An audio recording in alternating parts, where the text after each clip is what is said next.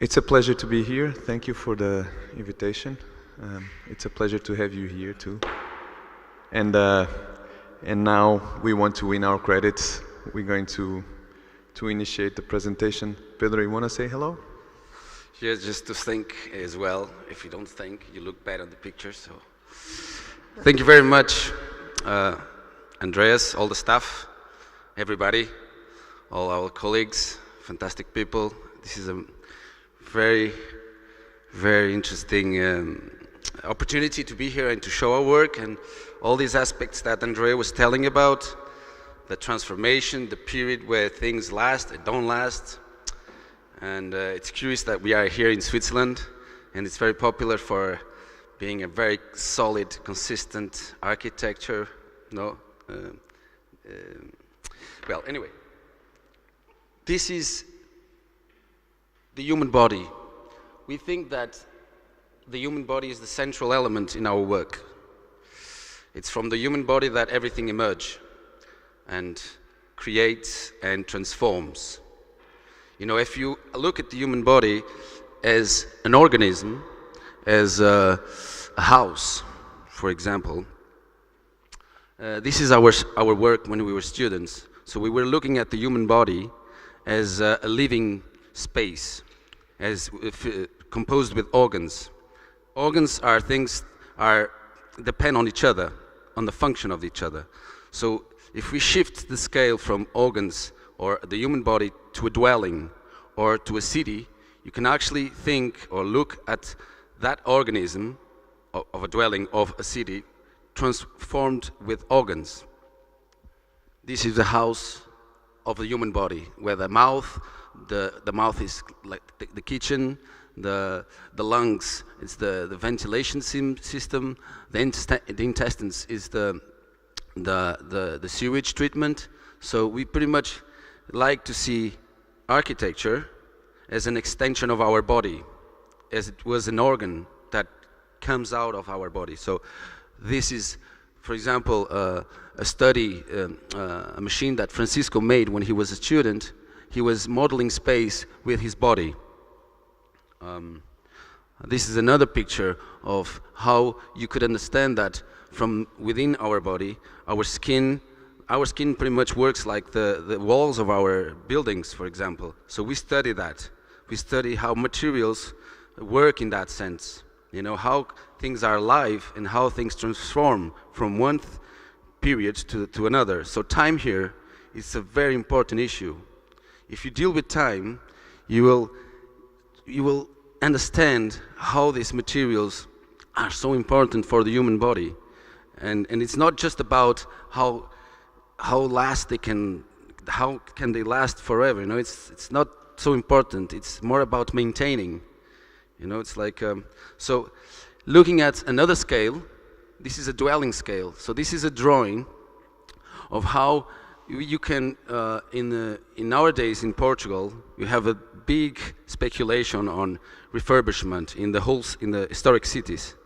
So everybody is just coming there, foreigners buying and refurbishing the buildings, like sucking out everything that it's inside, which is old and it's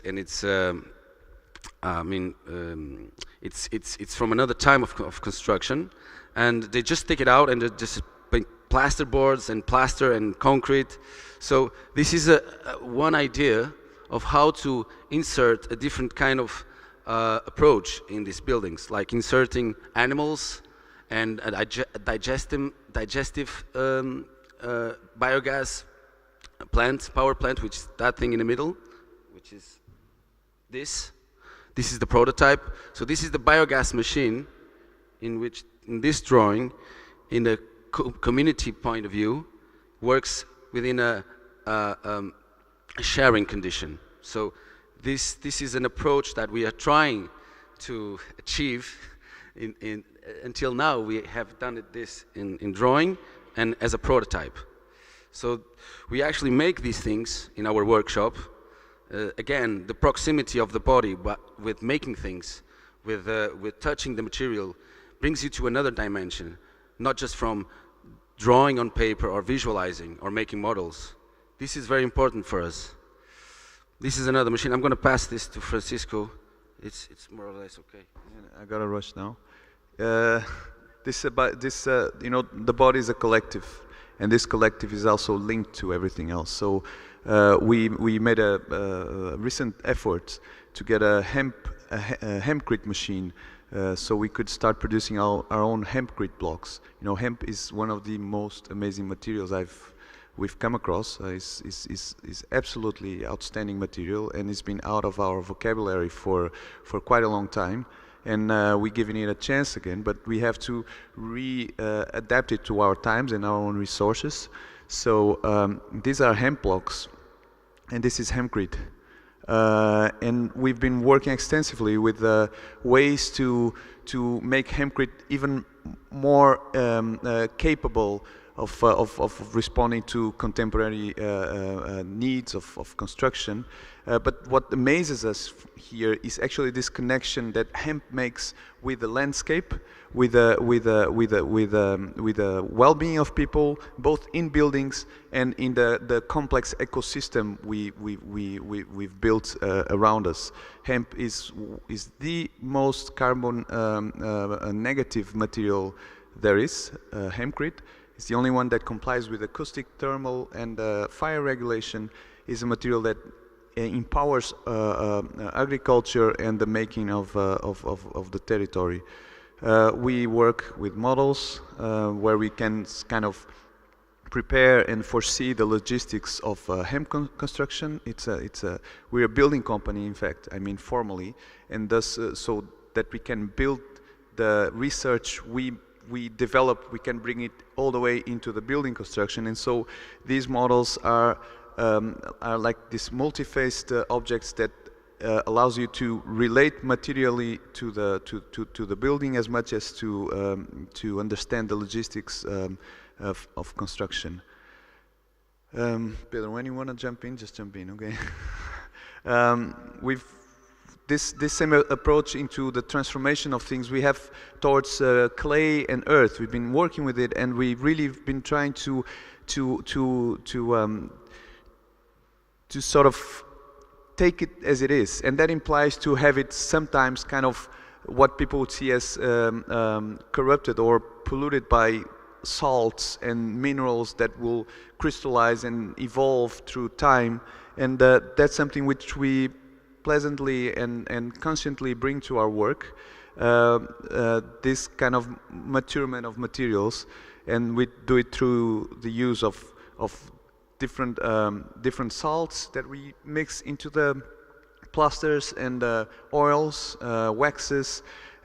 These are nothing actually new. I mean, it's been used for ages. We just forgot how to bring oils and waxes into construction. And you know, this kind of approach, just like animals, every time we get into a site, we scavenge for materials, and that's where the whole dialogue starts, with this perception of that we just a little chain in a whole existing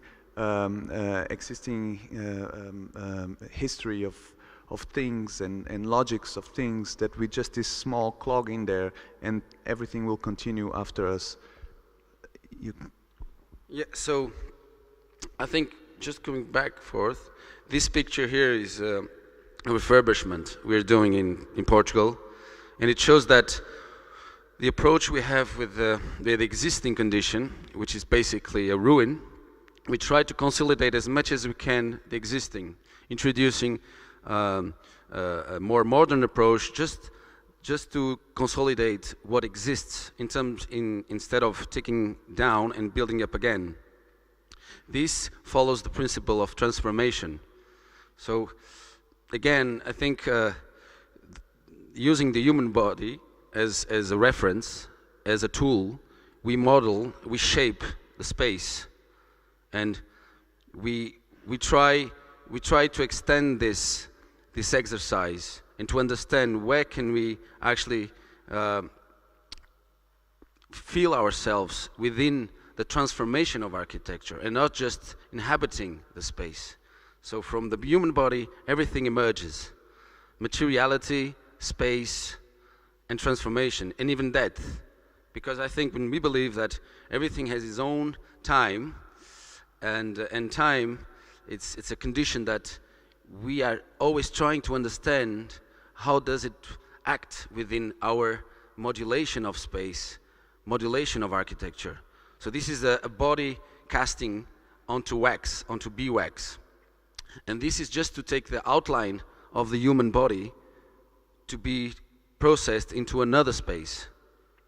And like the human body, other animals do the same. So we are inspired a lot with other animals, other architects, which are around us, like bees, for example. Bees, they are an amazing collective society that work together and that go into nature, collect material and use that material to do all sorts of things in their habitat, in their environment.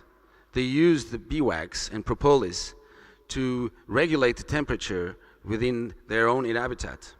They use the propolis as a antibiotic for the taking care of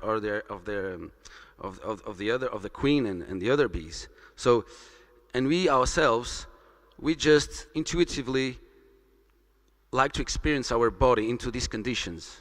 So this is us having a bath on wine must.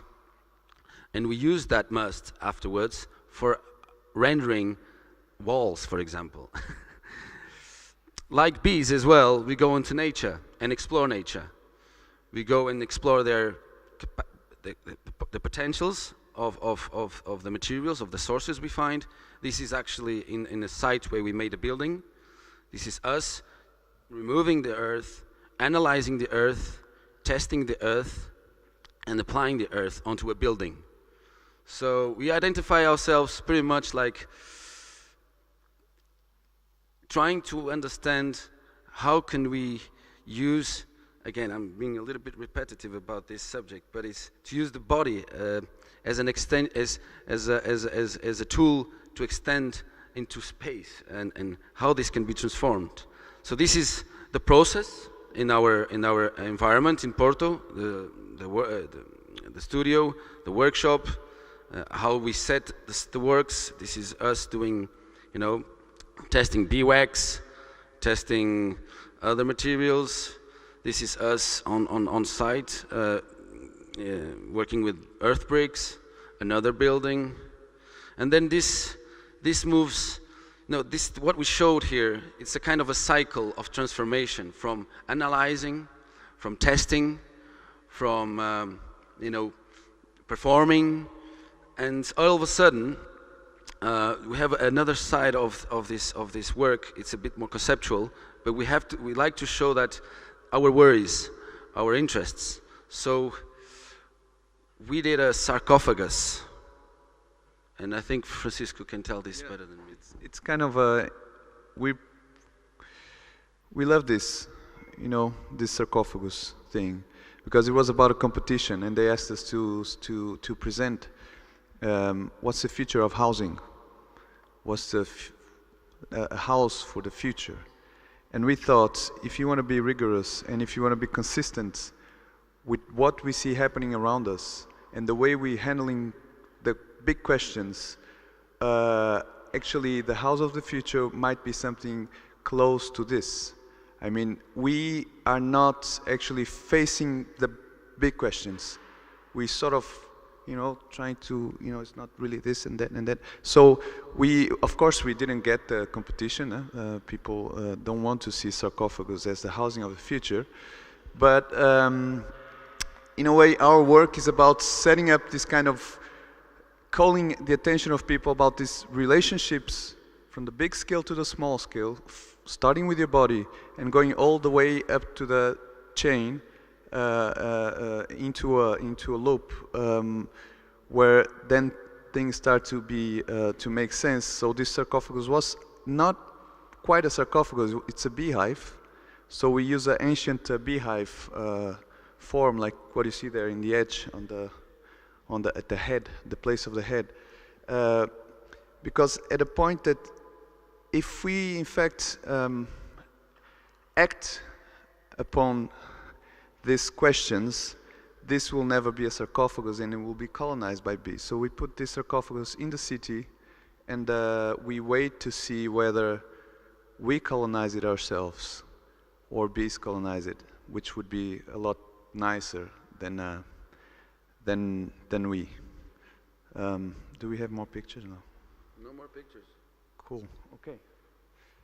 I was thinking about the credits. Yeah, me too. I think we're done.